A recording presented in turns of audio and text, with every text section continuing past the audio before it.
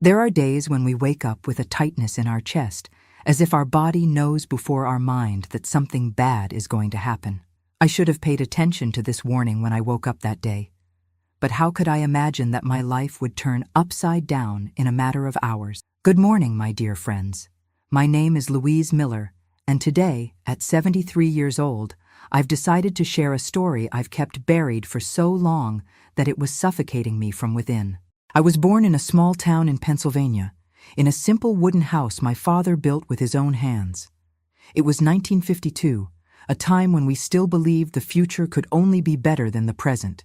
I grew up watching my mother wake before sunrise to make breakfast for the family. My father leaving for the furniture factory, carrying the weight of the world on his shoulders, but always with a smile on his face when he came home. That's how I learned what family meant. People who care for each other, who protect one another, who would give their lives for each other without thinking twice. At least, that's what I believed with all my heart. I met my Frank when I was 17 at a church fundraiser. He approached me shyly, hair neatly combed with Brill cream, freshly ironed shirt, offering me a cup of apple cider that he almost spilled because his hand was trembling so much. He had brown eyes that seemed to ask permission to exist, a slightly crooked smile that melted me inside, and a way of speaking softly that made me lean in closer to hear. It was love at first sight, the kind you feel in your stomach before you even understand it in your head. We dated for 2 years, always respectfully. He would come to my house on Sundays, have lunch with my family, play cards with my father. Frank worked at a steel mill, didn't earn much, but saved every penny thinking about our future. We married in 1971 in a simple ceremony, with cake made by my mother and music played by his friends.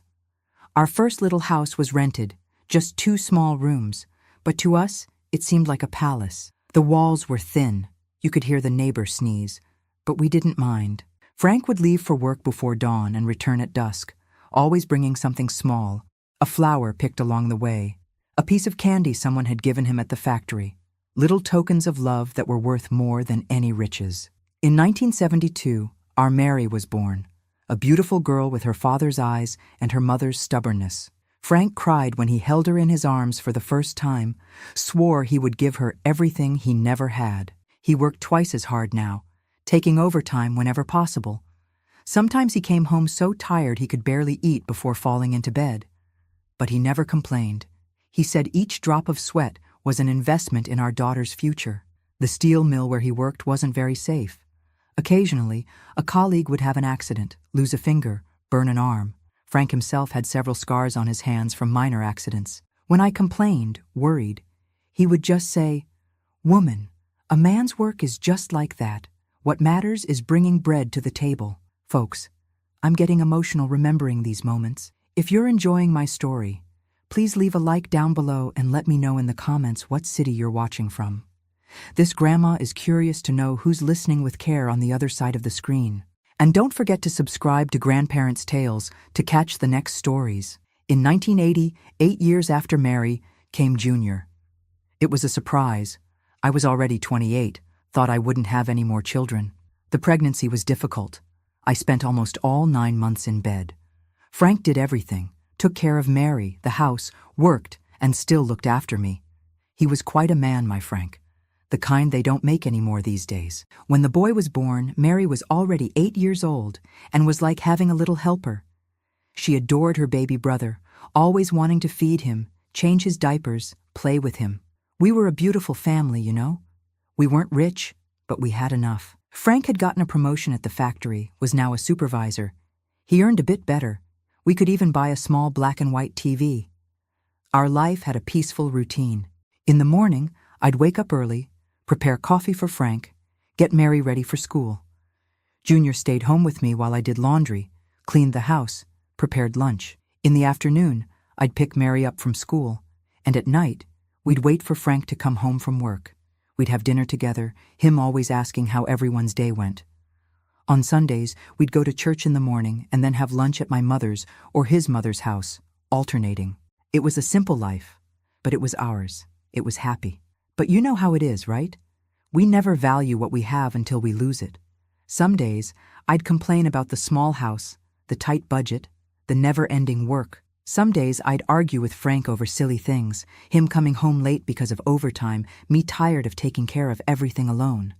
If I could go back in time, I swear I wouldn't waste a minute on such nonsense. I'd cherish every second with him, store each smile in my memory like a treasure. Mary grew up fast, became a beautiful young woman. Studious like her father, she managed to get into college with a partial scholarship. She was the first in the family to go so far. The pride we felt couldn't fit in our chests. Frank insisted on buying her a new dress, even if it meant working overtime for a whole month to pay for it. "My daughter won't enter college wearing old clothes," he'd say, chest puffed with pride. She left home at 19 to live closer to college with some friends. It was too far to commute every day, and the bus fare weighed on our budget. It hurt to see her go, even knowing it was for the best. The house felt emptier, quieter. I think that's when Junior started to change. He was always a quiet boy, different from his sister. While Mary was talkative, full of friends, Junior preferred to stay in his corner, reading or drawing. He didn't do well in school. Teachers always complained that he didn't pay attention. Frank was tougher on him, demanded more. Maybe because he expected his son to follow in his footsteps. Maybe because he saw in the boy the chance to fulfill dreams he himself had to abandon. "This boy needs a firm hand, Louise," Frank would say. "A man who doesn't study becomes a beast of burden like me." I tried to soften things, said everyone has their own pace, that Junior was sensitive, needed patience. Sometimes this turned into arguments between us, but never anything serious. At the end of the day, we always slept embracing each other, problems forgotten until the next morning. When Junior turned 13, Frank got a better job at a larger factory. The salary was almost double, but the conditions weren't as good. He worked with heavier, more dangerous machines. He'd come home exhausted, often with pains in his back and arms. I'd apply ointment, make compresses, try to relieve him as best I could. "I can't stand to see you like this, Frank," I'd say. "This job is wearing you down. And how are we going to pay for Mary's college? And save for Junior's future?" he'd reply. "A man who's a man doesn't choose his work, Louise. He does what needs to be done." That's how my Frank was. He put family above everything, even if it meant sacrificing his own health. A man from another time, you know?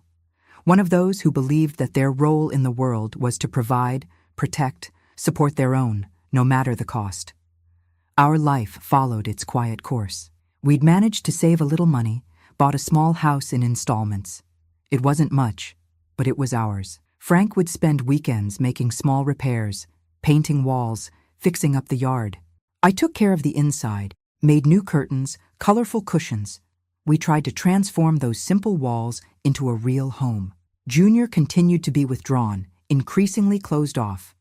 At school, his grades were mediocre, neither bad enough for us to despair, nor good enough for us to be proud. He had few friends, and the ones he had didn't please me much. Older boys, with faces that looked like they already knew the world too well for their age. But what could I do? Teenagers are like that. You can't force it. Frank tried to get closer to him, take him fishing, teach him how to fix things, spend time together. Sometimes it worked. They'd come back talking, laughing. Other times, the boy would sulk, respond rudely, leave his father talking to himself. In those moments, Frank would have that sad look of someone who doesn't understand where he went wrong. "Give it time," I'd say. "It's just a phase. It'll pass." Mary would visit us on weekends when she could. She'd bring stories from college, about professors, new classmates. The house would light up when she was there. Even Junior seemed more animated. Frank would look at her with so much pride that it was a joy to see. "This one will go far," he'd comment to me later when we were alone. "She has her mother's intelligence." I'd laugh, say she had her father's determination. It was true. Mary had inherited the best of both of us. His grit, my sensitivity. She was a strong, determined young woman, but with a soft heart for what mattered. In 1995, Frank turned 45. We had a small party at home, invited some friends, family. He seemed happy that day, but I noticed he was more tired than usual. When everyone left, he sat on the edge of the bed, sighing deeply. "I'm getting old, Louise," he said, massaging his sore shoulder. "The body doesn't take the strain like before." "Then slow down," I suggested, sitting beside him. Mary's almost graduating. Soon she'll be working. Junior's growing up. Soon he'll help out too. He smiled that sad way. A man only stops when he dies, woman. I'll endure as long as God gives me strength. If I had known that conversation was a presage, perhaps I would have insisted more, begged him to leave that job, to look for something less strenuous. Maybe I could have changed what happened next. But we never know, right? Life doesn't come with an instruction manual, and decisions that seem right at one moment can turn out to be terrible later. Our life continued its rhythm for a few more months. Frank's work, the house, Junior increasingly rebellious at school, Mary preparing to graduate, me trying to keep everything on track, as I always did. Until that day came, the day that divided my life into before and after. The day I lost not only the love of my life, but also, without knowing it yet, the innocence of believing that family is a safe harbor. The day I discovered in the cruelest way that sometimes the enemy sleeps under the same roof, eats at the same table, and carries the same blood in their veins. But that's a story for another chapter. Because there are certain pains for which we need to catch our breath before telling. That day began like any other, and that's what hurts the most when I remember it. There was no sign, no premonition. It was just another ordinary Tuesday in April 1995. I woke up at 5 as always, prepared Frank's coffee, warmed milk for Junior. Frank ate hurriedly, gave me a quick kiss on the forehead, and left for work. The last thing he said to me was, "I'll be home late today. There's a meeting with the bosses." If I had known those would be the last words I'd hear from him, I would have grabbed his arm, prevented him from leaving, invented any excuse to keep him home that day. The phone rang at 2 in the afternoon. I was hanging clothes on the line with that strong autumn sun that makes you sweat even when the air is already cooler. I ran inside, hands still wet, heart already tight because a phone call in the afternoon is never good news. "Mrs. Louise Miller?" The voice on the other end was deep, formal. Frank Miller's wife? The ground seemed to disappear beneath my feet. My mouth went dry instantly. My legs went weak. Even before he continued, I already knew. Our bodies know these things, know when the world is about to collapse. "Ma'am, there's been an accident at the factory. Your husband was taken to County General Hospital, but unfortunately, he didn't survive his injuries. Could you come here to—" The rest of the sentence was lost in a buzzing that took over my ears. I don't quite remember what I answered, if I answered anything at all. I only remember sitting on the kitchen floor when I came to, the phone fallen beside me, making that irritating off-hook sound. How can I tell you what I felt at that moment? It's as if someone ripped off a piece of your body without anesthesia. The pain is so great that it seems it will swallow you whole, that you'll never be able to breathe properly again, that the world has ended and no one else has noticed. I needed to be strong. I had to go to the hospital, had to call Mary at college, had to be home when Junior returned from school.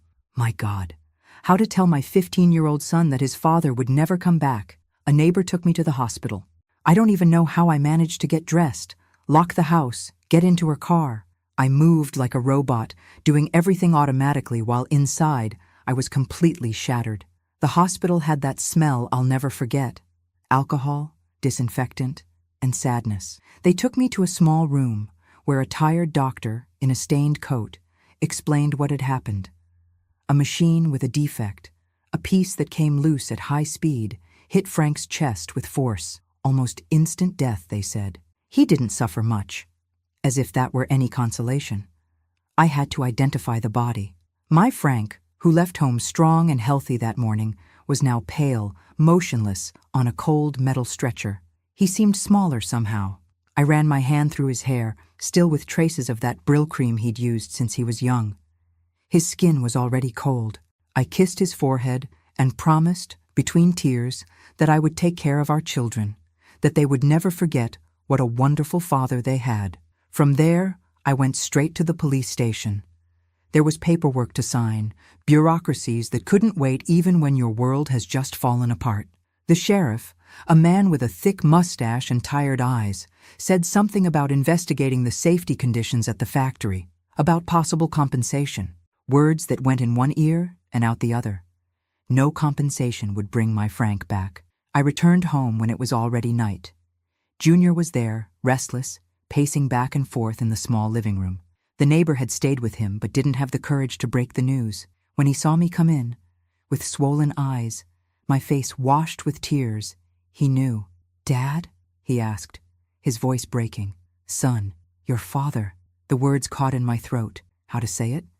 How to tear away my boy's childhood with a single sentence? "He died, didn't he?" Junior completed, his eyes already watering. I knew it. I felt it in here. He tapped his chest. That night, I held my son as he cried himself to sleep. A cry different from anything I had ever heard from him. It wasn't a child's cry of pain or fear. It was a man's cry who had lost his footing. He was 15, but that night he aged 10 years. I managed to speak with Mary by phone. She wanted to come right away, but I asked her to wait until the next day. The roads were dangerous at night, and I couldn't bear to lose anyone else I loved. The days that followed were a blur of pain and practical tasks. Preparing the funeral, receiving condolences, explaining 1,000 times how the accident happened, hearing stories about Frank from people we barely knew, all while trying to maintain composure, to be strong for my children, for relatives, for neighbors who came bringing food and comfort. Mary arrived the next day. Destroyed. My daughter had always been strong, determined, but that day she seemed like a little lost girl again. The three of us hugged, me, her, and Junior, in the middle of the living room, crying together. A broken family trying to hold on to the pieces that remained. The wake was at our house, as was customary in those days. The casket in the living room, chairs borrowed from neighbors lined up, the smell of strong coffee mingling with that of flowers, people coming and going, saying words that should console, but seemed empty in the face of our pain. Junior stayed in a corner, quiet, his eyes swollen and empty. He wasn't crying anymore. He seemed in shock. From time to time, I would go to him, run my hand through his hair, ask if he wanted to eat something, but he would just shake his head, mute. Mary was by my side the whole time, holding my hand, supporting me when my legs weakened. She had inherited her father's strength, the ability to remain firm even when everything was falling apart. The burial would be the next morning.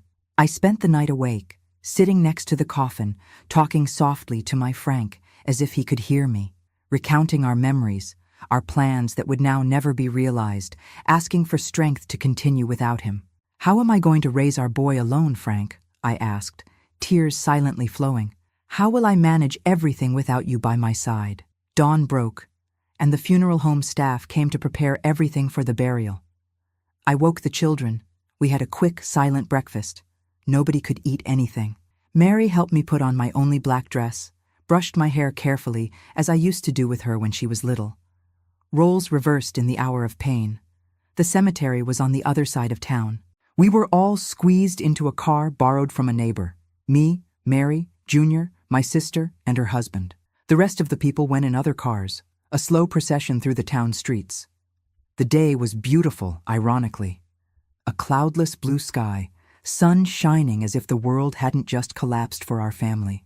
Birds sang in the cemetery trees as my husband's coffin slowly descended into that dark grave. The minister spoke words about eternal life, about God having his plans, about Frank being in a better place. I could only think that the best place for him was by my side, raising our children, growing old with me, as we had planned since we were young. People tossed flowers, handfuls of earth. Each sound of earth hitting the coffin was like a stab in my chest. When it was over, people began to disperse, returning to their cars, to their lives that continued normally while mine had been destroyed. I stood there, unable to move, not wanting to leave Frank in that cold, dark place. Mary on one side, Junior on the other, supporting me. "Mom, let's go home," Mary said gently. "You need to rest." I nodded, without the strength to argue. My head was throbbing. My whole body ached as if I had been beaten. The pain of loss is physical too, not just of the heart. We returned home in silence. The neighbors had prepared a lunch, the table set in the living room where hours before my husband's coffin had been. Life has these cruelties. One moment you're mourning your love, the next you need to eat, continue, as if it were possible. Mary took me to the bedroom, helped me take off the black dress, laid me down on the bed. "Rest a bit, Mom. I'll take care of everything out there." I was left alone in that bed that I had shared with Frank for 24 years. His pillow still had his scent, that mixture of Brill cream, cigarettes, and the simple soap he used. I hugged the pillow and finally let out the cry I had been holding all day. Not the polite, silent cry of someone in public, but the raw, animal cry that comes from the gut. I don't know how long I stayed there, crying until I had no more tears, until exhaustion overcame me, and I fell into a heavy, dreamless sleep. When I woke up, the house was quiet. The late afternoon light came weakly through the bedroom window. My body ached, my head was heavy, my mouth was dry. I got up with difficulty, dragged myself to the bathroom. I needed to wash my face, brush my teeth, compose myself a little before facing the children, the relatives who were certainly still in the house. The bathroom was at the end of the hallway. The door was ajar, the light on. I pushed it gently, entered without making noise. It was then that I saw him, my son, my boy, my junior. He was standing in front of the mirror, looking at his own reflection with an expression I had never seen before, hard, cold, almost unrecognizable. Beside him, leaning against the wall of the small bathroom, were 4 young men I knew by sight. Friends of his from school or the street, I never knew exactly. They were older, already past 18, always with unfriendly faces. Frank didn't like Junior hanging out with them, said they were a bad influence, that they would only bring trouble. "Junior?" I called, confused by the scene. "What were these guys doing in my bathroom? Why were they all crowded in there? What's going on here, son?" That's when the world turned upside down. That's when I lost not only my husband, but also my son, my dignity, my faith in humanity. My son, that baby I carried in my womb for 9 months, who I breastfed, who I taught to walk, who I held when he had a fever, who I consoled when he fell off his bike, turned to me with eyes I didn't recognize. They weren't my boy's eyes anymore.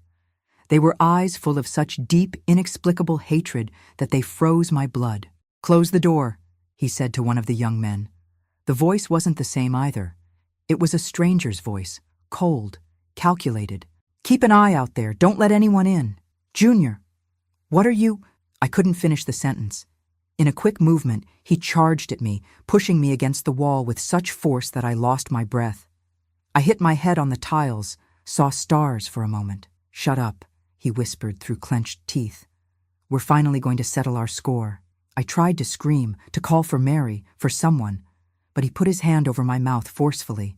The other young men watched, some laughing softly, others serious, with crossed arms guarding the door. What happened in that small bathroom in the minutes that followed is something I try to erase from my memory every day. My own son, my flesh and blood, violated not just my body, but my soul, my essence as a mother, as a woman, as a human being. Between punches and slaps that silenced my screams, he repeated words of hatred that pierced me deeper than any physical pain. "You killed my father," he said. "You sucked the life out of him all these years, made him work until he died." I tried to speak, to explain, to beg. I couldn't understand where so much hatred, so much anger came from. Where was my boy? What had happened to him? How could love transform into something so monstrous? "You're all the same," he continued, as he assaulted me. "You suck the life out of men and then pretend you're victims." His friends watched everything, some encouraging, others just making sure no one came in, that no one saved me from that hell. I managed to recognize some. They were the boys that Frank had warned me about, those who had a bad reputation in the neighborhood, who had already been involved with petty crimes, with drugs. I don't know how long it lasted. When something so terrible happens, time seems to distort. It could have been minutes or hours. I only know that when it ended, when he finally stopped, I was lying on the cold bathroom floor, curled up, bleeding, trembling, trying to cover myself with the torn pieces of my clothes. He straightened up, looking at me with contempt, as if I were an insect he had just crushed.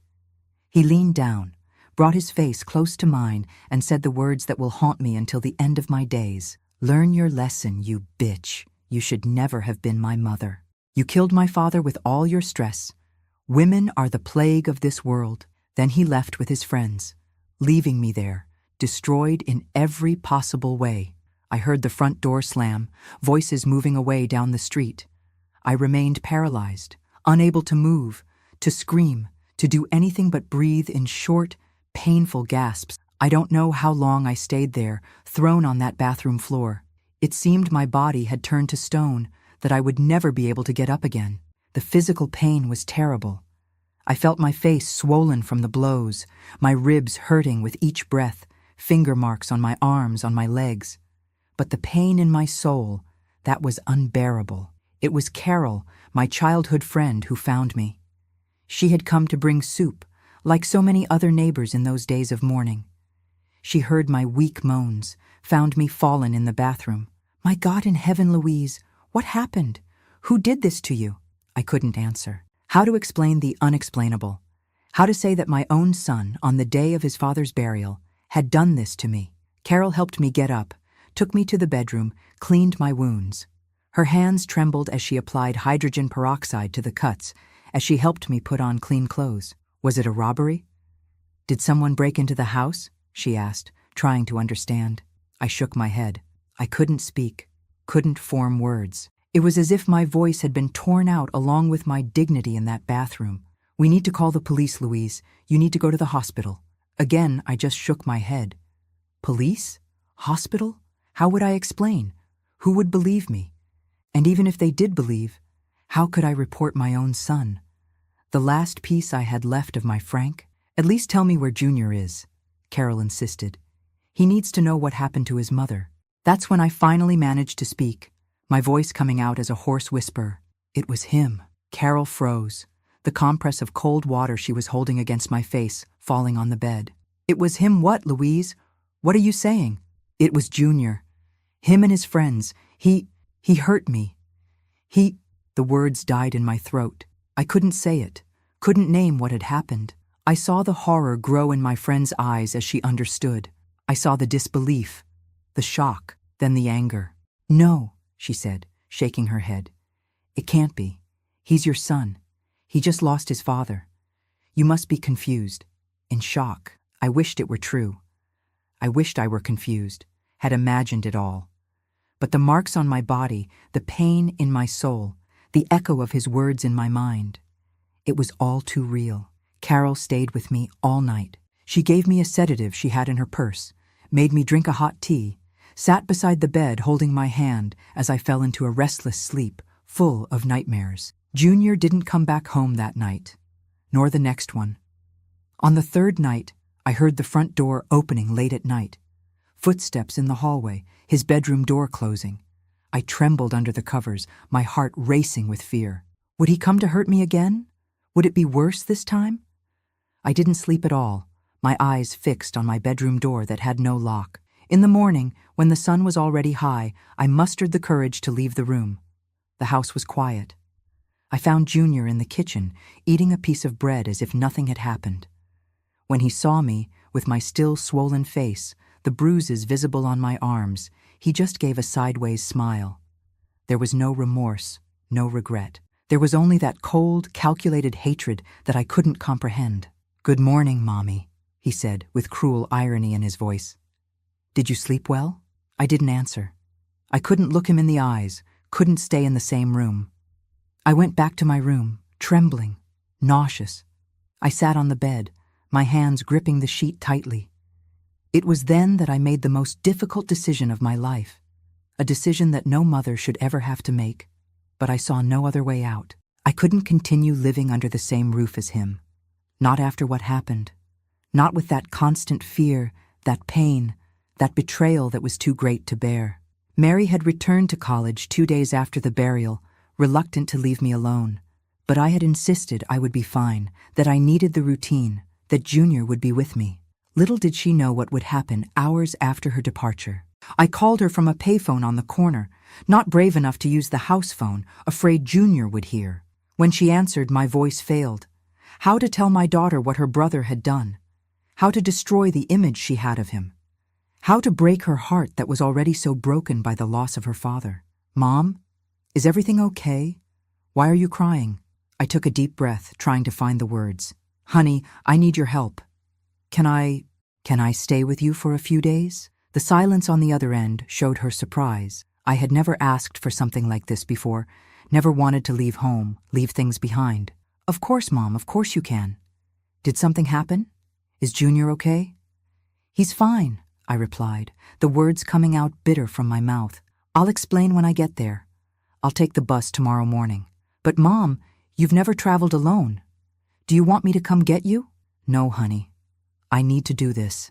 Just wait for me at the bus station, okay? I returned home, my heart heavy, the decision made. I waited for Junior to leave. He spent most of his time on the street now, with those friends I so feared. When I was sure he wouldn't return so soon, I began to pack a small suitcase. Some clothes, important documents, the few pieces of jewelry I had. My wedding ring, a necklace Frank gave me when we completed 15 years together. My mother's earrings. I looked around the house where I had lived for so many years, where I had raised my children, where I had been happy beside my husband. Every corner held memories, some sweet, others now tainted by what had happened. I sat at the kitchen table and wrote a letter. My hand was shaking so much I could barely hold the pen, but I needed to leave those words, needed him to understand why I was leaving, even though I doubted he would care. Junior, I wrote, tears blurring my vision, falling on the paper. I don't know what I did to you, son, for you to think this of me, to do what you did. But clearly you can no longer live with your mother. You have one day to pay the rent for the house. I refuse to pay after what you did to me. I stopped, looking at the words on the page. They were insufficient, unable to express the devastation I felt, the wound that would never heal.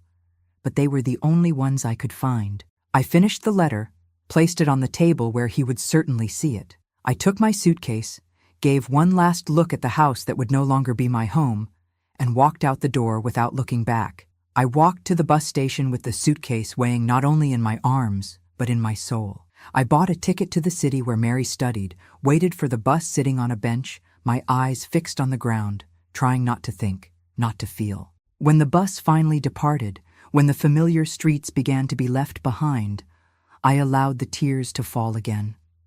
I cried for the husband I lost, for the son I would never see again, for the life I had built with such care and that was now in ruins. The 5-hour journey seemed endless.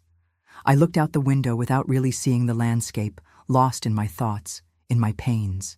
The other passengers must have thought I was in mourning, and I was in so many different ways. When I finally reached my destination, I saw Mary waiting for me on the platform. My daughter, my light, my salvation. She ran to me as soon as she saw me getting off the bus, but stopped halfway, her eyes wide with shock at seeing my still-marked face. My way of walking curved from the pain in my ribs. "Mom, what happened to you?" she asked, her voice trembling. I shook my head, unable to speak there, amid so many people. "At home, honey.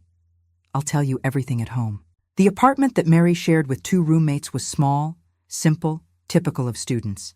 A worn couch, a coffee table covered with books, a cramped kitchen. But at that moment, it seemed to me the most welcoming place in the world. Her roommates, sensing we needed privacy, invented some commitment and left. It was just the 2 of us, sitting on that old couch, my hands between hers. "Now tell me, Mom, what happened? Was it a robbery? Did someone break into the house?" I took a deep breath. If there was one person in the world to whom I could tell the truth, it was Mary. My daughter, so strong, so sensible, so much like her father in determination, and like me in sensitivity. "It was your brother," I said, my voice almost gone. "Junior hurt me, him and some friends." I saw the confusion on her face, the disbelief. "What do you mean, Junior? He hit you? Why? Did you argue?" How to explain the unexplainable? How to put into words the horror of those moments in the bathroom?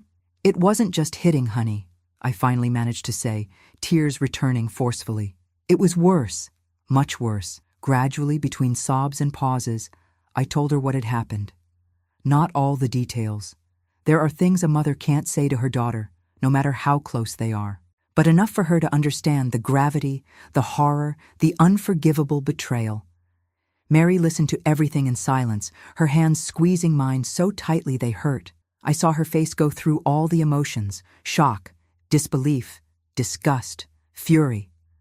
When I finished, she jumped up, pacing back and forth in the small living room. "We have to call the police. He can't go unpunished. Those friends of his too.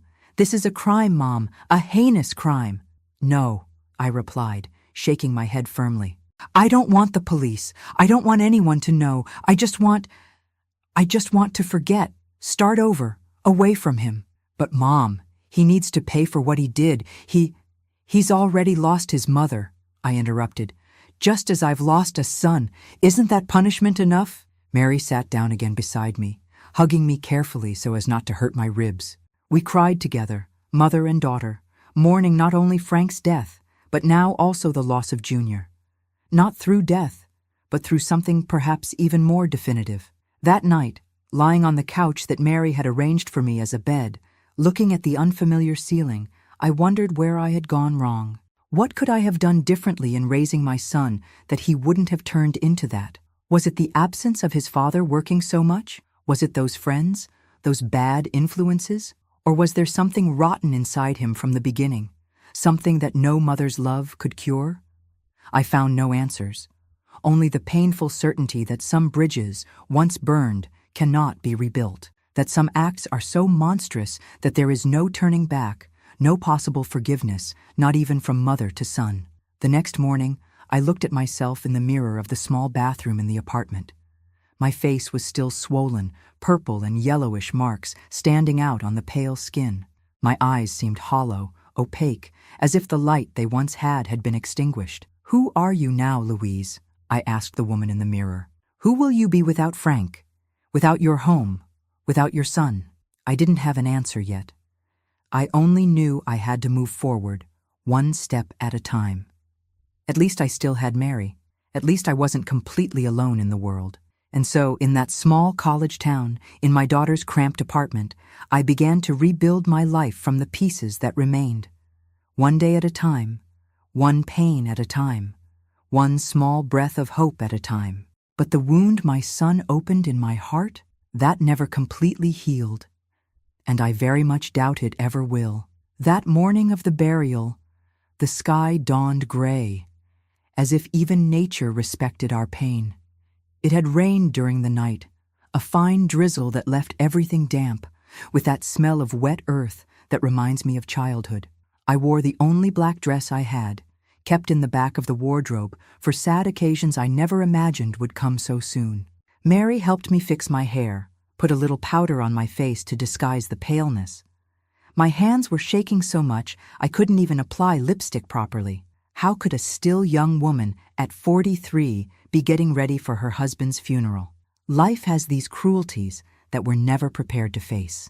"Everything will be okay, Mom," Mary would say, holding my shoulders, looking at me with those eyes so similar to her father's. But we both knew it was a lie. Nothing would be okay. Not so soon. Perhaps never again. Junior appeared at the bedroom door already dressed, a dark shirt that was big on him, probably borrowed from a neighbor. He was pale, red-eyed, hair disheveled. He looked so young, so fragile at that moment that my mother's heart tightened. Despite the problems, despite the rebellion of recent times, he was still my son, my boy who had just lost his father. "Everyone's waiting," he said, his voice hoarse. "The funeral home car has arrived." The wake had been at our house, as was customary. The small living room crowded with people, relatives we hadn't seen in years, Frank's colleagues from work, neighbors, acquaintances, each with their story about my husband, each with their condolences that brought no comfort at all. The departure of the coffin from the house was the first moment I felt I was going to collapse completely.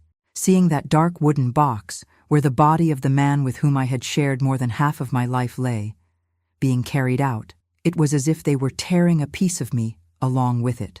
Mary held me firmly, preventing me from falling.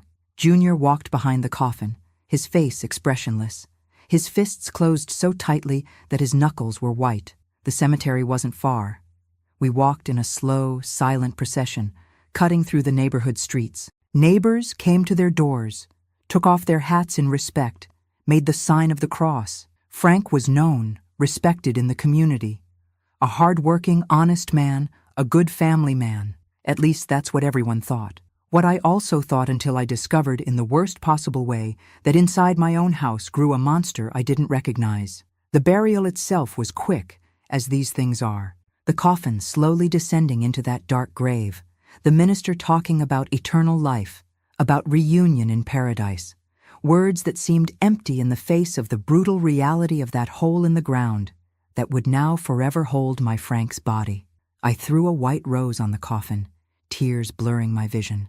"Rest in peace, my love," I whispered, feeling that a part of me was descending with him into the darkness. After the ceremony, people began to return to their lives.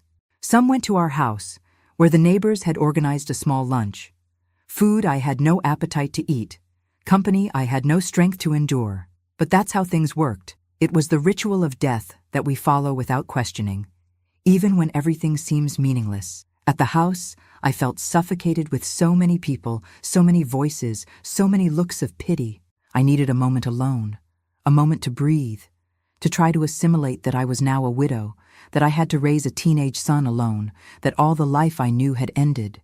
"I'm going to the bathroom," I murmured to Mary, who hadn't left my side for even a minute. "I'll be right back." I walked down the narrow hallway to the bathroom at the back of the house. It was the only place where I could have a bit of privacy at that moment. I entered, locked the door, rested my forehead against the cold tile wall, and finally let out the sob that was stuck in my throat. "Frank, how will I live without you?" I murmured into nothing, the tears running freely down my face. "How will I bear waking up every day knowing you won't come back?" I don't know how long I stayed there crying silently. It could have been minutes or hours. When I finally calmed down a bit, I washed my face with cold water, trying to disguise the swollen eyes, the red nose. I took a few deep breaths, preparing to return to that room full of people, to that role of strong widow that everyone expected me to play. I was unlocking the door when I heard voices approaching in the hallway.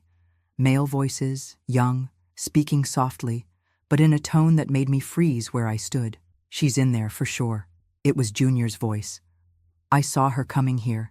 "And the other people?" asked another voice I didn't recognize. "They're all in the living room, eating.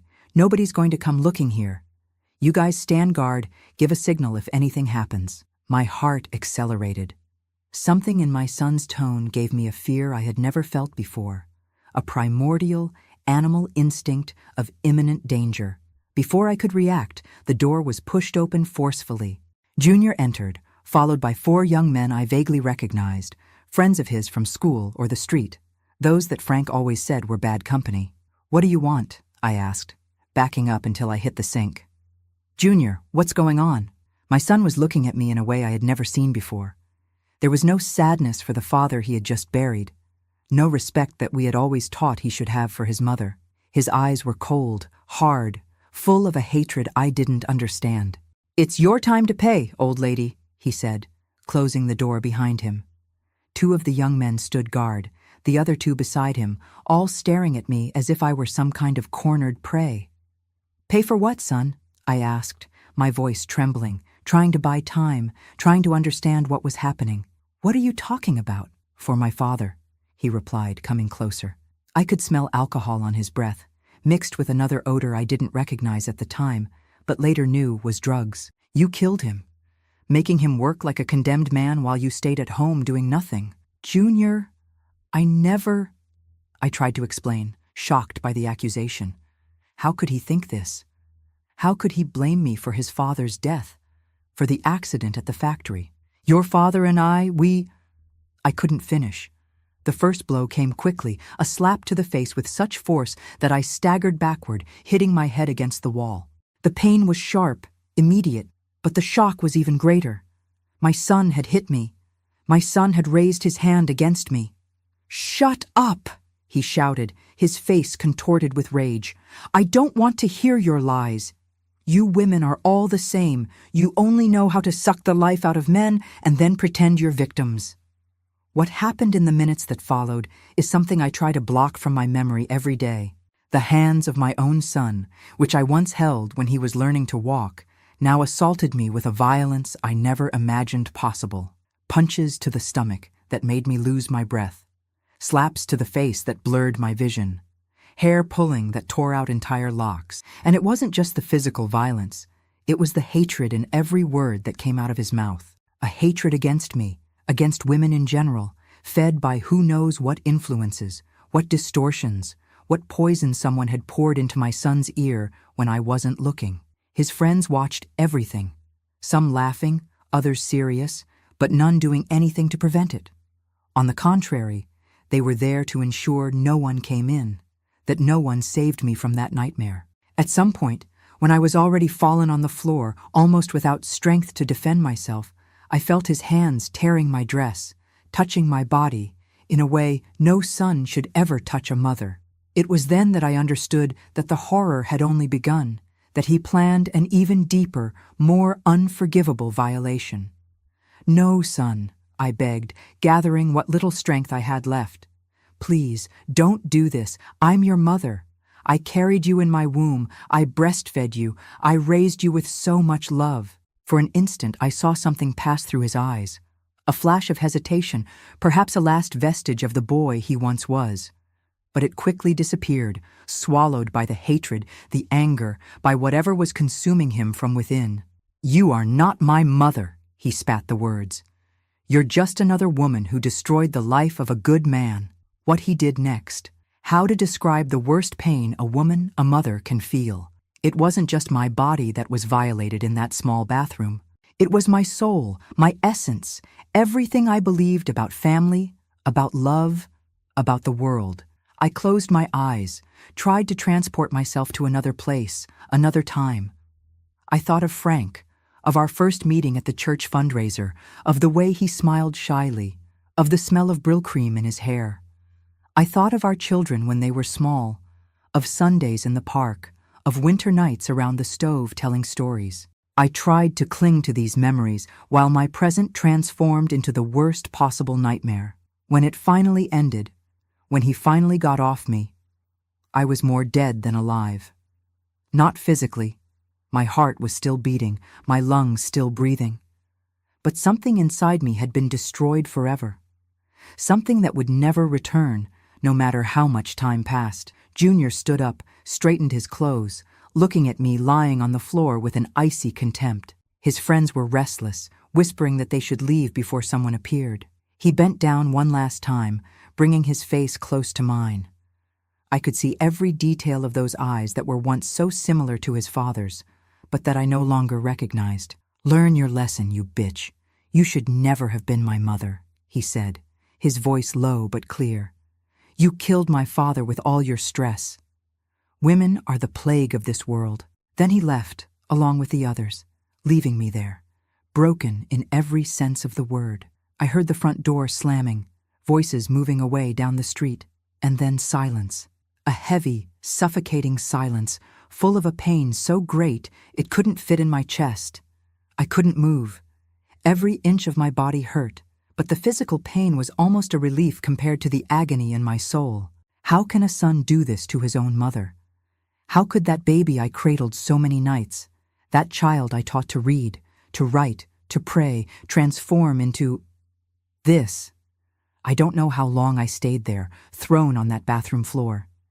It seemed my body had turned to stone, that I would never be able to get up again. Reality had become so unbearable that my mind was trying to escape, to float away from that broken body, from that endless pain. It was Carol, my childhood friend, who found me. She had come to see how I was, worried because she hadn't seen me for a while in the living room with the others. She heard my weak moans when she passed through the hallway, opened the bathroom door, and found me in that deplorable state. The shock on her face, the horror, the disbelief. It was like looking in a mirror that reflected everything I was feeling myself. "My God in heaven, Louise! What happened? Who did this to you?" I couldn't answer. The words were stuck in my throat, suffocated by the shame, by the horror of what had happened. How to tell someone, even such a close friend, that my own son had done this to me? How to put into words something so monstrous, so against nature? Carol didn't wait for an answer. With a strength I didn't imagine that frail woman had, she helped me get up, took me stumbling to my room.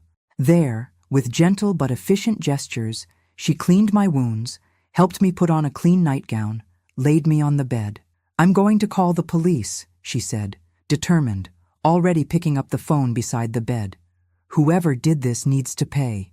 "No!" I managed to shout, gathering strength I didn't know I still had. "Don't call anyone, please." She looked at me confused, the phone still in her hand. "What do you mean, not call anyone? Look what they did to you. This is a crime, Louise. It can't stay like this."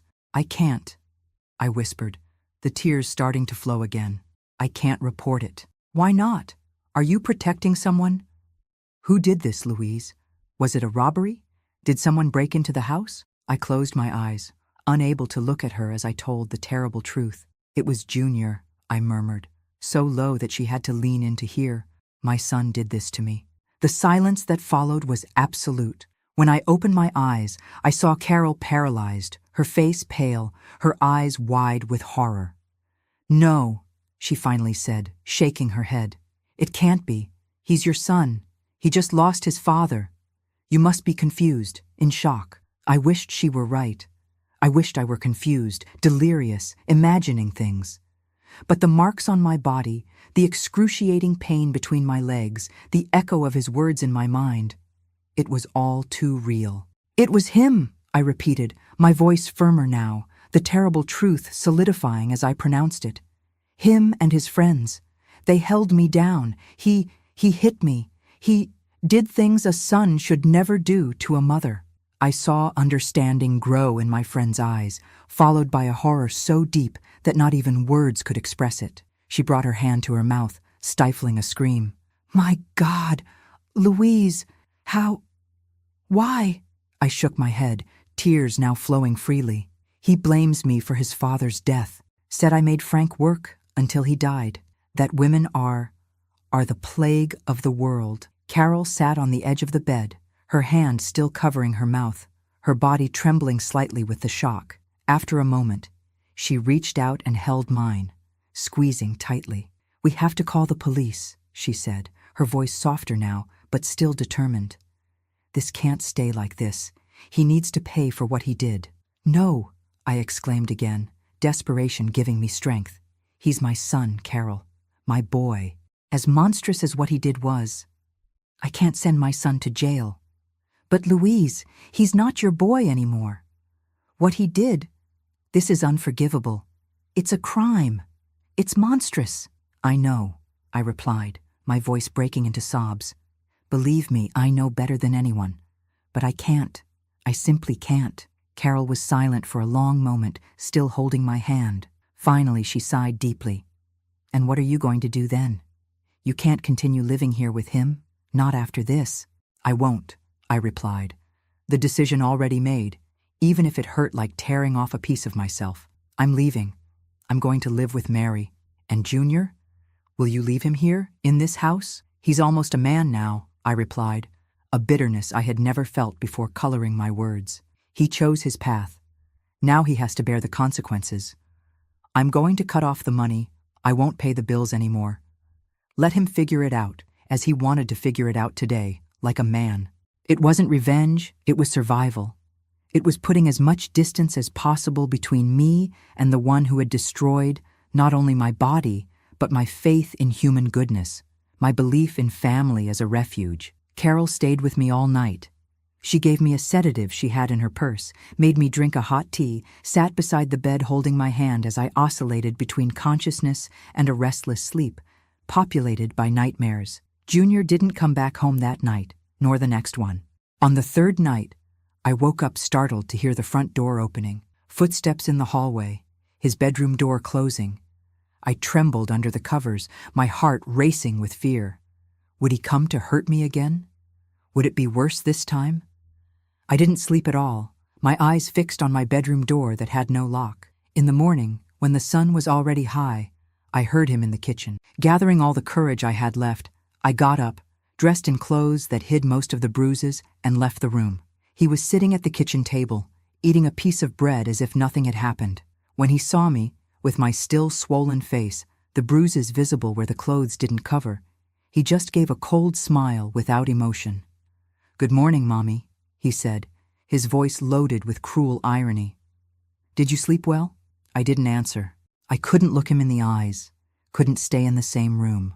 I went back to my room, trembling, nauseous, fear and repulsion choking me. It was then that I decided I couldn't wait even one more day. I had to leave that house immediately, before he decided to finish what he had started. I waited for him to leave. He spent most of his time on the street now, with those friends I so feared. When I was sure he wouldn't return so soon, I began to pack a small suitcase, some clothes, important documents, the few pieces of jewelry I had, my wedding ring, a necklace Frank gave me when we completed 15 years together, my mother's earrings. I looked around the house where I had lived for so many years, where I had raised my children, where I had been happy beside my husband. Every corner held memories, some sweet, others now tainted by what had happened. I sat at the kitchen table and wrote a letter. My hand was shaking so much I could barely hold the pen, but I needed to leave those words, needed him to understand why I was leaving, even though I doubted he would care. "Junior," I wrote, tears blurring my vision. "I don't know what I did to you, son, for you to think this of me, to do what you did. But clearly you can no longer live with your mother. You have one day to pay the rent for the house. I refuse to pay after what you did to me." Leaving that letter on the kitchen table was like tearing out a piece of my own heart and leaving it there, bleeding. The words I wrote were blurred by tears I couldn't contain. Even after everything he had done, he was my son, the creature I carried in my womb for 9 months, who I watched take his first steps, who I taught to speak, to write, to pray. How does a mother abandon a son? How does she cut that invisible cord that has linked us since the first breath of life? But I had no choice. Staying would mean dying, perhaps not of the body, but certainly of the soul. Or worse, maybe next time he wouldn't stop. Maybe next time the violence would be even greater. And how could I live under the same roof as that stranger who wore my son's face, but whose eyes I no longer recognized? I left through the back door, the heavy suitcase in my hand, even heavier in my heart. The small yard where Junior played as a child, where Frank planted his roses on weekends, where we were happy without knowing that happiness is as fragile as a soap bubble. I took one last look, engraving it in my memory, knowing I would never return. I walked to the bus station like a sleepwalker. The streets were the same as always, the people the same, everything equal, but I was different. Unrecognizable even to myself. The Louise who entered that bathroom on the day of her husband's funeral was not the same who now bought a bus ticket to another city. I sat on a secluded bench, waiting for the departure time, trying to become invisible. I didn't want to meet any acquaintance, didn't want to explain the bruises on my face, didn't want to lie, but also couldn't tell the truth. Some truths are too heavy to even be spoken aloud. When the bus finally arrived, I boarded with difficulty. My whole body ached. Each movement was a reminder of the horror I had lived. I chose a seat in the last row, far from the other passengers, and curled up against the window. As the bus left behind the familiar streets, the places where I had lived my entire life, I felt a mixture of relief and devastation.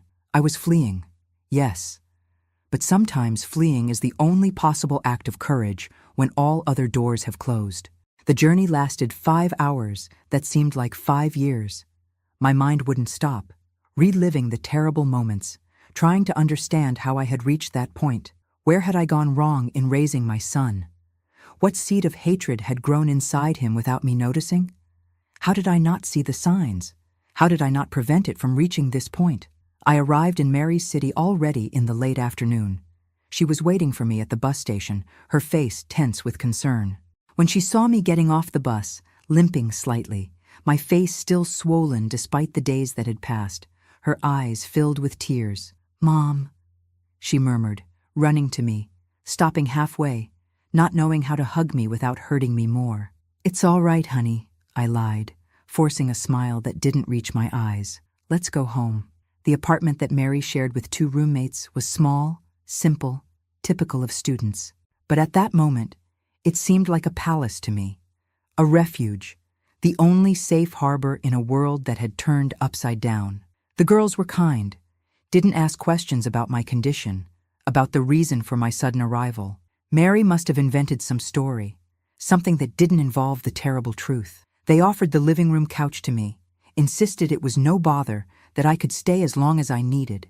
That first night, lying on that strange couch, looking at the unfamiliar ceiling, I cried silently until I had no more tears. I cried for the husband I had lost, for the son who had betrayed me in the worst possible way, for the life I knew and would never have back. The days that followed were a waking nightmare. The bruises faded, the physical pains diminishing, but the wound in my soul seemed like it would never close. I would wake up in the middle of the night screaming, reliving those terrible moments in the bathroom. Mary would come running, hug me, cry with me, powerless in the face of a pain no one could heal. A week after my arrival, I received a call. It was Mrs. Sullivan, our neighbor of years, who had my contact at Mary's house in case of emergency. "Mrs. Miller," she said, her voice hesitant. "Sorry to bother you, but aren't you coming back? Junior is here alone, not going to school. There are strange young men coming and going from the house at all hours. The electricity was cut off yesterday." I felt a tightness in my chest. As much as I tried to tear it out, a mother's love was still there, buried under layers of trauma and pain. "I'm not coming back, Mrs. Sullivan," I replied, my voice firmer than I expected. "Junior. He did something unforgivable. Now he'll have to figure things out on his own." "But Mrs. Miller, he's just a boy. He just lost his father. He's 15, he's not a child anymore." I cut her off, unable to hear more. "And some actions have consequences. He chose his path. Now he'll have to walk it." I hung up without waiting for a response, my hands trembling. It was the hardest decision I had ever made, but there was no going back. I could no longer be a mother to the one who had destroyed not only my body, but my soul. In the days that followed, I received more similar calls. From the school, wanting to know why Junior wasn't attending classes. From other neighbors, concerned about the state of the house, about the people frequenting it, about strange noises during the night. Each call was a stab in the heart, a reminder of the failure, the shame, the pain. Mary, seeing my suffering, suggested we change the phone number. "You don't owe anything to anyone, Mom. You don't need to go through this every time the phone rings." I agreed. It was cowardly, perhaps, but I didn't have the strength to continue being the point of contact for a son who had violated me in the worst possible way. The new number was a small liberation. At least the phone calls stopped. Time passed, slow as only time passes when we are suffering. 1 month, 2, 3. The physical wounds healed completely, but those of the soul remained open, bleeding with each memory, each bad dream, each time I saw a young man on the street who reminded me of Junior. Mary graduated that same year. A beautiful ceremony, where she wore her father's tie, carefully kept among her things. I cried with pride seeing my daughter receiving her diploma, thinking about how Frank would have been happy, how he would have puffed out his chest, seeing our girl achieving the dream he couldn't achieve. I got a job at a small fabric store near the apartment. Nothing much, just enough not to be a burden to Mary, to have my own money, my independence. At 43, I was starting from scratch, learning to live a life I had never imagined for myself. Sometimes, usually late at night when I couldn't sleep, I thought about Junior. What had happened to him? Where was he? Had he followed an even worse path, with no one to guide, to set limits? Or had he somehow found redemption, repentance for what he did? I had no answers, and perhaps it was better that way. It was Mary who, 6 months after my departure, brought news of him. She had gone to our hometown to resolve pending matters with the house, which remained in my name, though I no longer wanted to return there. "I found Junior, Mom," she said, sitting beside me on the couch that had become my bed in recent months. "He's living with an uncle, Dad's brother. The house was evicted. He didn't pay the bills, as you imagined." I felt a lump in my throat. As much as I tried, I couldn't completely tear out a mother's love from my heart. "Did he ask about me?" Mary hesitated, biting her lip as she had done since childhood, when she didn't want to say something that might hurt me. "No, Mom. He said horrible things about you. He seems worse than before. He's using hard drugs, from what the uncle told me, hanging out with very dangerous people." I closed my eyes, feeling a different pain now. No longer the acute pain of betrayal, but the dull pain of definitive loss. My son was dead, not in body, but in soul. The one who grew inside me, who I cradled on fever nights, who I taught to take his first steps, no longer existed. In his place was a stranger, a monster fed by hatred and drugs. He did this to himself, I finally said, wiping away a solitary tear. We gave love, education, values. He chose to throw it all away. Now he has to live with the consequences, just as I live with mine. Mary nodded, holding my hand between hers. You're not to blame, Mom. Some people are born with something broken inside them. Not all the love in the world can fix it. That night, after everyone was asleep, I took a paper and pen. I began to write a letter to my son, not to the monster he had become, but to the boy he once was, to the baby I held in my arms with so much love, so many dreams. My son, I wrote, tears falling on the paper. I don't know where I went wrong, where we lost our way. I only know that what you did to me that day destroyed not only my body, but my soul. It took away the mother I was, the faith I had in human goodness, in family as a safe harbor. I wrote page after page, pouring out all the pain, all the confusion, all the love that still remained despite everything. When I finished, I carefully folded the paper and kept it in a drawer. I never sent that letter. I knew it wouldn't help. That the son to whom I was writing no longer existed. Almost 3 years after Frank's death, after that terrible day in the bathroom, Mary was transferred at work to another city, even farther away. A better job, an opportunity she couldn't refuse. You're coming with me, right, Mom? She asked, her eyes full of hope. I thought for a moment. I had already rebuilt a bit of my life there. I had the job at the fabric store, had made some friends, had a routine that, if not happy, was at least bearable. But what really tied me to this place? The proximity to the city where everything happened? The painful memories that still haunted me? Of course I will, honey, I replied, feeling for the first time in a long time something like hope.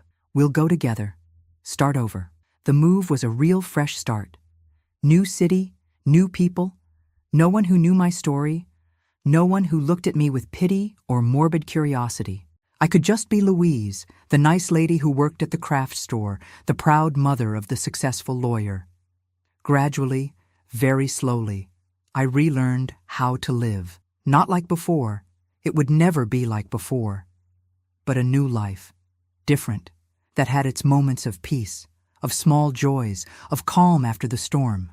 I learned to smile again, even if the smile rarely reached my eyes. I learned to talk to strangers without fearing they would somehow discover my past, my shame. I learned to sleep without waking up screaming in the middle of the night, even if the nightmares never completely disappeared.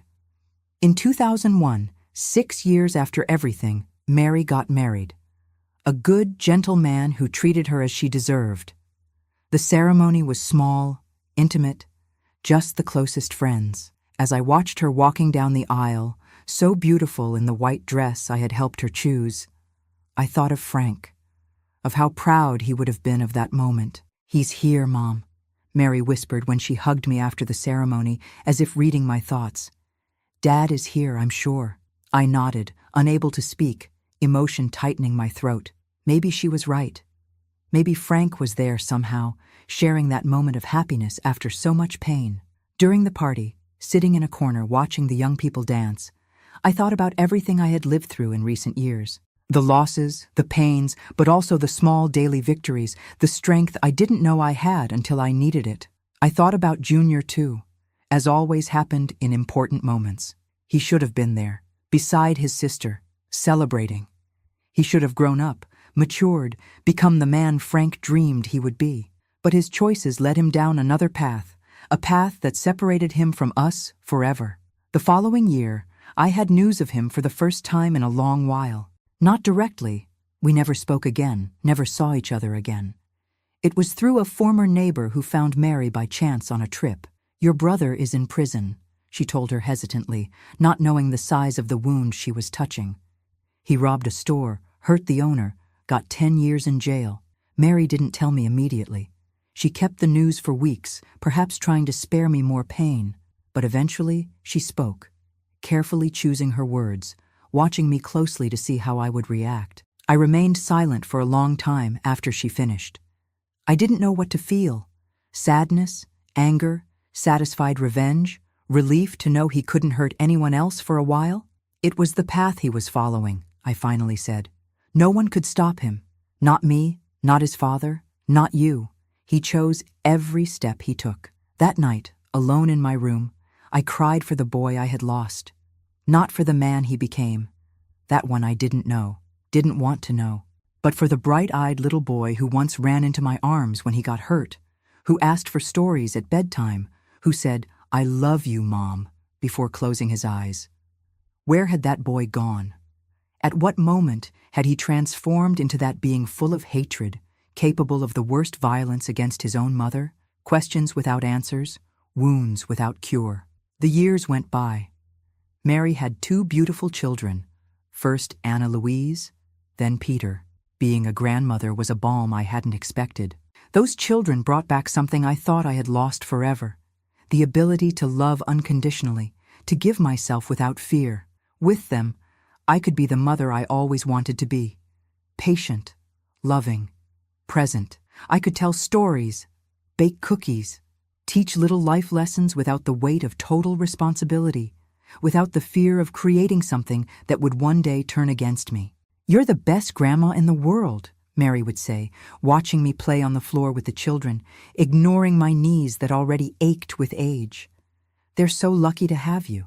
"I'm the lucky one," I'd reply, and it was true. After so much darkness, these children were rays of sunshine in my life, proof that there was still beauty and goodness in the world. I never told them about the uncle they never knew. When they asked, I would just say that he lived very far away, that he had taken a different path. It wasn't a lie, just a softened version of a truth too heavy for innocent children. In 2010, 15 years after Frank's death, I received a letter. The envelope had the stamp of a penitentiary in the North. My heart raced when I recognized the handwriting on the front.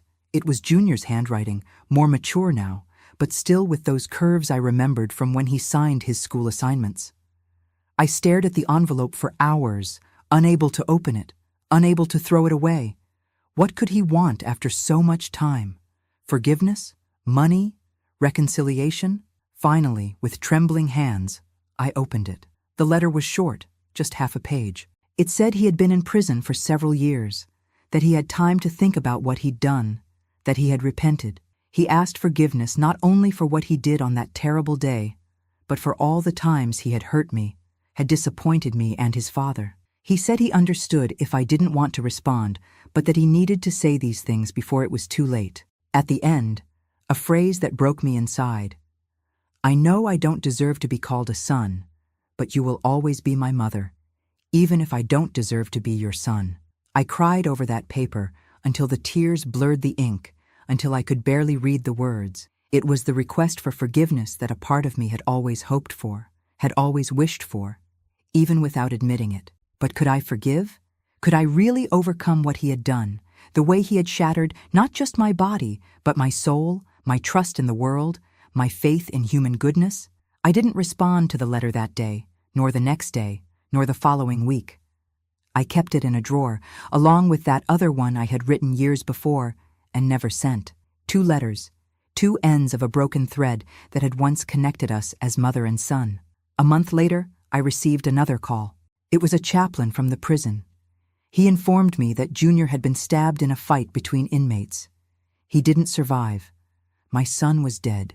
The shock was immense, even after so many years of separation, even after everything, because in the end, no matter how much I tried to deny it, no matter what he had done, he was still blood of my blood, flesh of my flesh, a part of me that was now definitively lost. I didn't go to the funeral. I couldn't. The ghosts of that terrible day in the bathroom were still too vivid, the trauma too deep. But I asked the chaplain to place a white flower on the coffin for me. A single flower, a final gesture from a mother who, despite everything, never managed to completely tear out the love she felt. That night, after everyone was asleep, I took the 2 letters from the drawer, the one I wrote and never sent, the one I received and never answered. I sat on the porch, under the starry sky, and read them both, one after the other. 2 parts of a tragic story, Two voices of a family shattered by forces I never fully understood. Then, slowly, I tore both letters into small pieces. I opened my hand and let the night breeze carry them away, scattering them into the darkness. A silent goodbye, a late closure to a chapter of my life that now, finally, could end. "Rest in peace, my son," I murmured to the sky, to the wind, to nothing. "May you find on the other side the peace you didn't find here." And for the first time in 15 years, I cried for my son without anger, without fear, without the crushing weight of betrayal. I cried just as a mother who lost her child, as Frank would have cried if he had known the fate of our boy. That night something changed inside me. It wasn't forgiveness. Some wounds are too deep to heal completely. It was something different, something like acceptance. The acceptance that life sometimes strikes us in ways we cannot understand or control. That some stories don't have happy endings, no matter how much we wish they did. And that continuing to live, despite everything, is perhaps the greatest act of courage we can perform. Life went on. Mary prospered in her career. The grandchildren grew strong and healthy. I aged, my hair whitened, my body bent a little more each year. But inside, something had strengthened. A resilience that only those who have survived the worst can understand. And now, at 73, looking back at the long and winding road I've traveled, I understand that my story is not just one of pain. It's also of survival, of reconstruction, of finding small joys even after the worst storm, of learning that family is not just blood, but choice, care, respect. Abandoning my son was the most difficult decision of my life, but it was also the only one possible at that moment. To survive, to rebuild myself, to find some kind of peace after the unthinkable. And if there's one thing I've learned in all these years, it's that there are no pure villains or heroes in real stories. We are all made of light and shadow, of rights and wrongs, of moments of strength and of weakness. What matters is how we choose to continue after the storm passes, how we rebuild what was destroyed, how we find meaning even in the greatest pain. Moving to the city where Mary lived was the first step in rebuilding the pieces of my life. In the beginning, I felt like an intruder in the small apartment she shared with her friends, a leftover person who no longer had a place in the world. I slept on the couch, woke up before everyone else so as not to disturb, lived constantly apologizing for existing.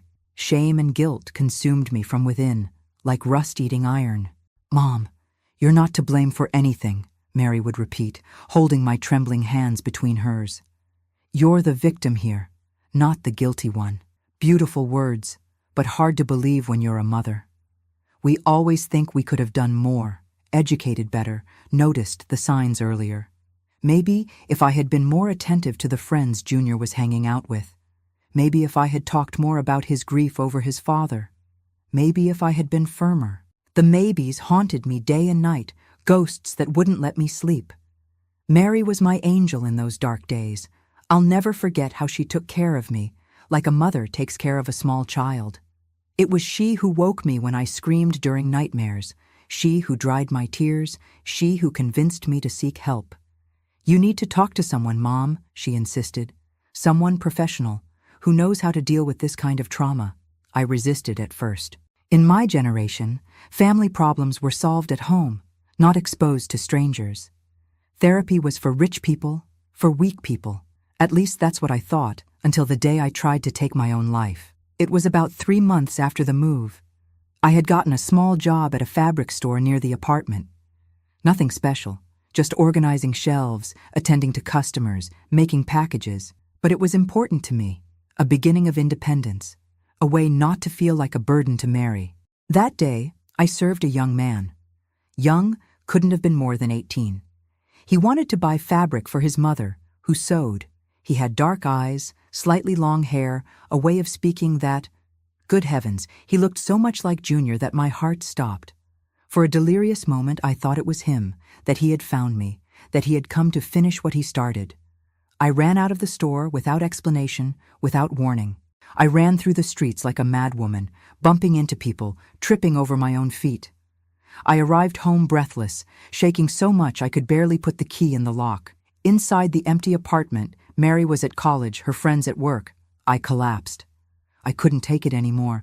The pain, the constant fear, the nightmares, the shame, the guilt. It was too heavy to carry. I wanted it to end, that's all. I wanted peace. I went to the bathroom cabinet, where I kept the medicines the doctor had prescribed for the rib pains that never completely healed. Strong sedatives, the kind that made me sleep without dreaming. I took the bottle, looking at those small white pills that promised temporary relief. How many would be necessary for permanent relief? 10? 20? The whole bottle? I filled a glass of water, put the first pills in my hand. It was then that I saw my reflection in the bathroom mirror. The hollow eyes, the thin face, aged 10 years in just a few months. I didn't recognize myself in that destroyed woman, without shine, without life. "What are you doing, Louise?" I asked the reflection. "Are you going to give up now? After all you've endured? Are you going to let him win, let him destroy not only your body, but your soul too?" Something awakened inside me at that moment. A spark of dignity, of pride, of strength I thought I had lost forever. I threw the pills in the toilet, flushed, cried until I felt I had completely emptied myself. When Mary arrived, I told her everything. About the guy at the store, about the pills, about the moment at the mirror. She cried with me, hugged me tight, then picked up the phone. "I'm going to make an appointment for you tomorrow," she said, determined. "I'm not going to lose my mother too.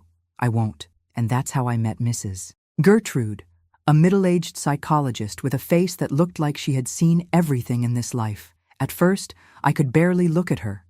The shame of telling what had happened, of exposing that wound so intimate, so painful, was almost paralyzing. But gradually, word by word, tear by tear, I began to put out the poison that was corroding me from within. I told about Frank, about our marriage, about his death. I told about Junior, about how he changed in adolescence, about the dangerous friends. And finally, in the 6th session, I managed to tell about that day in the bathroom, about the unthinkable violence, about the horror I experienced at the hands of my own son. Mrs. Gertrude listened to everything without judging, without interrupting, just nodding from time to time, offering me a tissue when the tears came.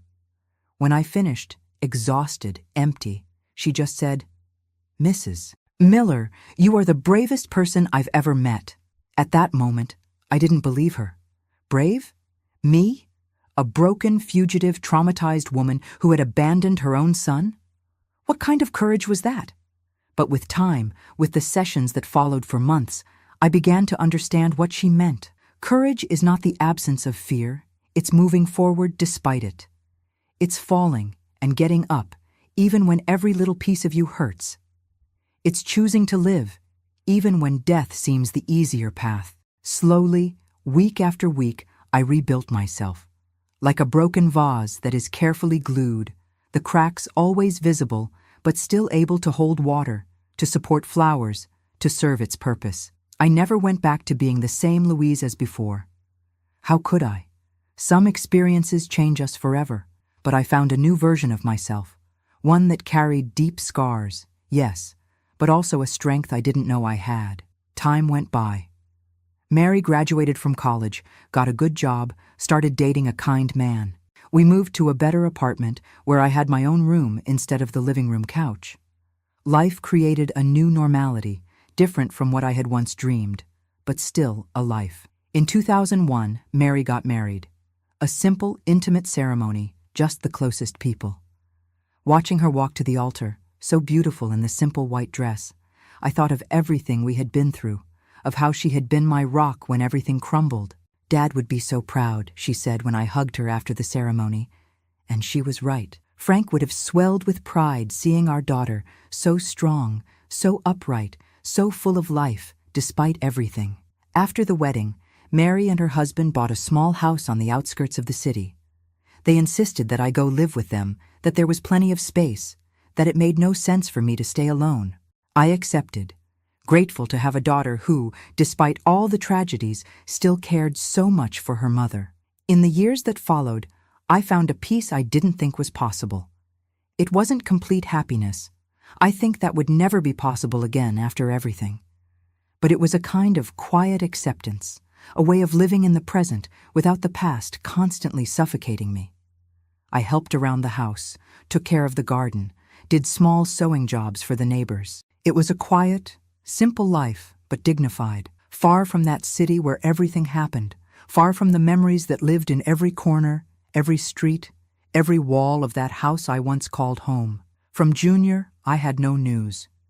It was as if he had disappeared from the face of the earth after I left home. Sometimes I caught myself thinking about him, imagining what direction his life had taken. But they were thoughts I quickly pushed away, for my own sanity. Until, in 2010, I received that letter from the penitentiary.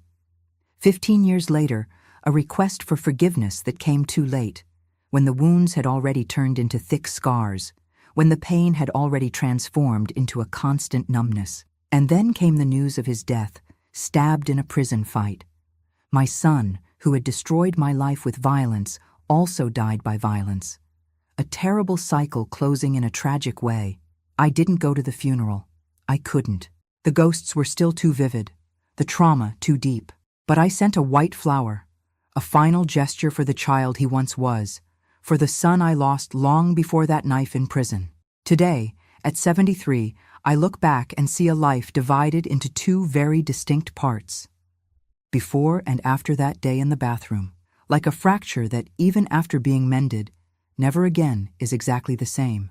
I have two beautiful grandchildren now, Anna Louise, 20, as studious as her mother, and Peter, 18, with the smile of the grandfather he never knew.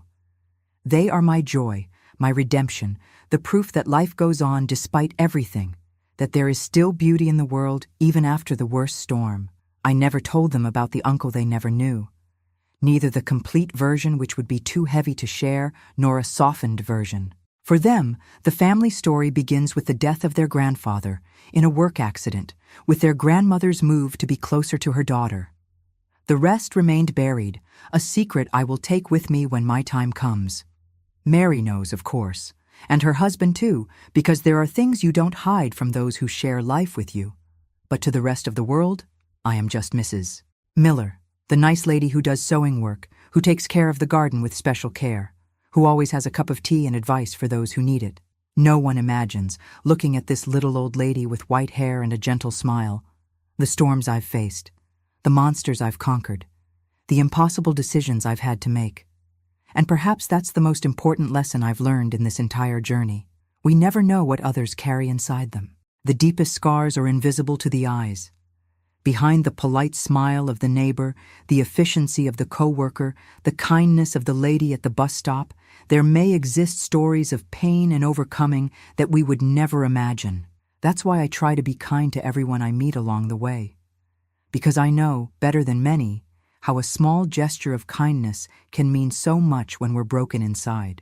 Like Mrs. Nelson, who gave me coffee at the bus station that first day. Like Mrs. Gertrude, who helped me glue the pieces of my being. Like so many others who, without knowing, helped me continue when all I wanted was to give up. My story isn't pretty, isn't inspiring in the traditional sense. It's a story of pain, of betrayal, of wounds that never completely close. But it's also a story of survival, of reconstruction, of finding small joys even after the worst of earthquakes. And if there's one thing I want you to take from this story, my dears, it's this. As long as there is life, there is the possibility of a new beginning.